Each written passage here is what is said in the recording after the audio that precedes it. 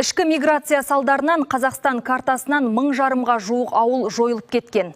Ал жоқтың орнын толтыруға күш салып, өңірлердің әлеуетін арттыруды мақсат еткен саяси күштің бірі ауыл партиясы.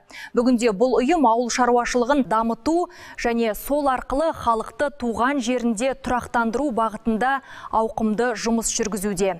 Еліміздегі ірі ұйымдардың бірі ауыл партиясының тарихы 2000 жылдан бастау алады. Ширек ғасырдан астам уақыт ішінде партия нақты істің ұйытқысы бола білді. Саяси ұйымның басты мақсаты отандық ауыл шаруашылығын дамыту және аграрлық секторды жан-жақты өркендету. Осы арқылы партия деурбанизация үдерісіне серпін беріп, қалаға ағылған жұртты атамекенге қайтаруды көздейді. Ол үшін шаруаларды қолдау, субсидиялау тетіктерін жетілдіру және өндіріске заманауи технологияларды енгізу бағытында кешенді бастамалар жүзеге асырылуда. Қазіргі кездегі негізгі мақсат деурбанизация, яғни қала халқын ауылға тарту. Яғни ауылда қаладағы сияқты жағдайлар жасау. Соңғы кездердегі мәліметтер бойынша жалпы Қазақстанда 1500 ауыл қазір жоқ. Өйткені онда тұратын халық жоқ. Сондықтан да біз қала халқын енді ауылда өсіп, қалаға кеткен халықты ауылдың жағдайын жақсартып, ауылға бет бұру керек.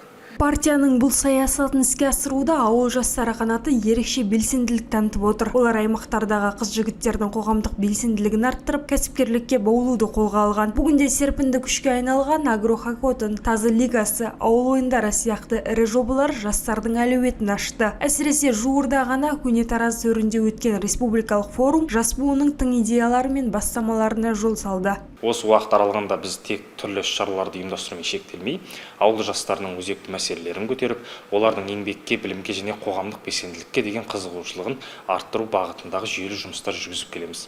Сонымен қатар, еріктілік қызметті дамытуға, спорттық, мәдени және интеллектуалдық бағыттағы бастамаларды жүзеге асыруға ерекше көңіл бөлудеміз. Ел мен жердің тағдырына бей-жай қарамайтын ауыл партиясының әрбір бастамасы аграрлық аймақтарда өркендетудің басты кепілі. Түпкі мақсат әрбір ауыл тұрғынының әл-ауқатын арттырып, өңірлердің экономикалық қуатын еселеу. Түсінген жанға гүлденсе ауыл, гүлденеді еліміз деген қанатты сөздің терең мәні де осы. Мөлдір Аманбай, Мейрамбек Сағынов, Айдос Құстаубек, Қордай 24 Ньюс.